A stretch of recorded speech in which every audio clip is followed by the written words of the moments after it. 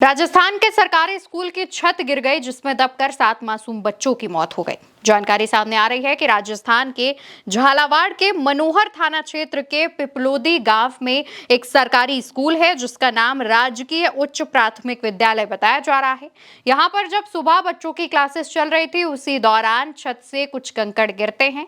हालांकि बच्चे इस पर ध्यान देते हैं, पर टीचर इसे बहुत ज्यादा सीरियसली नहीं लेते और उसके कुछ समय बाद ही दीवार यानी छत गिर जाती है और इसमें दबकर कई मासूम बच्चे घायल हो जाते हैं, तो कई बच्चों की जान भी चली जाती है।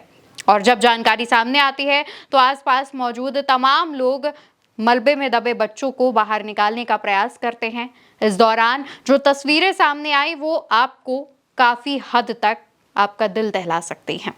तस्वीरें देख सकते हैं दोस्तों, यहाँ पर मलबा खूब सारा इकट्ठा है। इस दौरान आसपास बहुत सारे लोग हैं जो मलबे को हटाकर बच्चों का बचाने का प्रयास कर रहे हैं। इसी दौरान एक दूसरी तस्वीर सामने आती है, जिसमें जो कुछ लोग हैं वो गोद में अपने बच्चों को अस्पताल लेकर पहुंच रहे होते हैं। पता नहीं चलता है कि ये किसके बच्चे हैं, बस लोगों की एक कोशिश रहती है कि जल्द से जल्द इन बच्चों को समय पर इलाज मिल सके। इन्हें अस्पताल पहुंचाया गया, इलाज किया गया।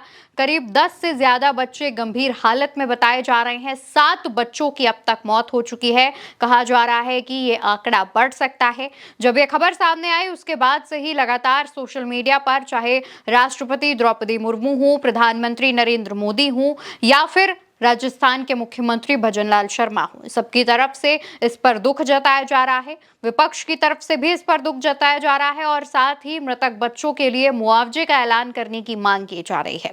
फिलहाल अभी तक किसी भी तरीके के मुआवजे का ऐलान नहीं किया गया है, लेकिन जब ये खबर सामने आई तो उसके बाद राजस्थान में कांग्रेस के जो अध्यक्ष हैं उनका एक पोस्ट सामने आता है।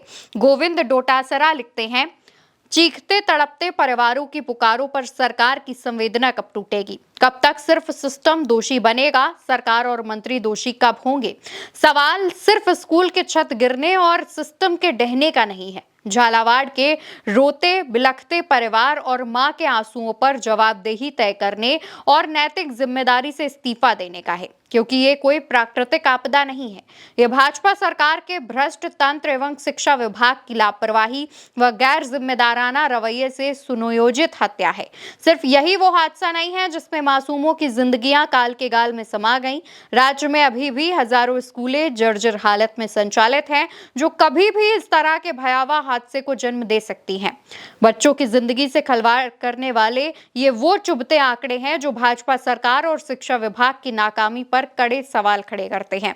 इसके बाद उन्होंने आंकड़े पेश किए हैं, जिसमें पहला पॉइंट, अकेले उदयपुर में 20 ऐसे स्कूल हैं जो कभी भी गिर सकते हैं। उदयपुर जिले में 450 ऐसे स्कूलें हैं जहां मरम्मत की आवश्यकता है, जिनमें मरम्मत के लिए बजट मांगा गया है। 4 माह में करीब 700 प्रस्ताव भेजे जाने के बाद भी सरकार ने इन स्कूलों के लिए फंड जारी नहीं किया। शिक्षा मंत्री के गृह जिले में चलती क्लास के दौरान प्लास्टर गिरने से 5 छात्र घायल हुए थे, इनमें से 2 को गंभीर चोट आई थी। स्वयं शिक्षा मंत्री के गृह जिले में कई स्कूलों के भवनों में यहां खतरा है कि पट्टियां लगाकर जिम्मेदारी से पल्ला झाड़ा जा रहा है। बांसवाड़ा में 54 स्कूलों के 164 कमरे और 73 बरामदे जर्जर हालत में है। प्रस्ताव भेजने के पश्चात भी सरकार ने बजट जारी नहीं किया। जनजातीय क्षेत्रों के आंगनबाड़ी केंद्रों की स्थिति बदतर है। बांसवाड़ा में 2142 आंगनबाड़ी केंद्रों में से 657 बिना भवन के हैं, जबकि 1390 केंद्र जर्जर हालत में टपकती छतों के बीच संचालित हो रहे हैं। कोटा में कई आंगनबाड़ी भवन क्षतिग्रस्त हैं, लेकिन सरकार ने अधिकांश का बजट मंजूर नहीं किया।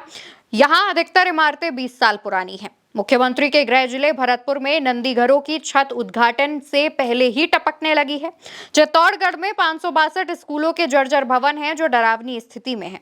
अब राजस्थान की जनता तय करे क्यों मंत्री का इस्तीफा नहीं होना चाहिए। शिक्षा मंत्री से इस्तीफे की मांग की जा रही है और ये जो तमाम आंकड़े हमने पेश किए हैं, इस पर जवाब मांगा जा रहा है। सरकार से भी पूछा जा रहा है कि जब आपके पास ये डेटा उपलब्ध है तो आप क्यों इन जर्जर इमारतों का जायजा नहीं लेते हैं, क्यों इनके मरम्मत के लिए जो बजट जारी किया जाता है वो नहीं करते हैं। दोस्तों, झालावाड़ में भी जब सरकारी स्कूल की छत गिरने से 7 बच्चों की मौत की खबर सामने आई तो सरकार की तरफ से जवाबदेही के नाम पर इस स्कूल में तैनात 5 शिक्षकों को निलंबित कर दिया गया। एक लिस्ट सामने आई है। इन 5 शिक्षकों के जो नाम है वो आपको बता देती हूँ। मीना गर्ग, जावेद अहमद, रामविलास लाखवंशी, कन्हैयालाल सुमन, बद्रीलाल लोधा। हो सकता है कि इसमें किसी का नाम मैंने कुछ गलत पढ़ा हो, लेकिन ये तस्वीर जो सामने आई है ये काफी कुछ कहती है। एक स्कूल जो जर्जर हालत में है, उसकी छत गिरती है तो स्कूल के टीचरों को सस्पेंड कर दिया जाता है।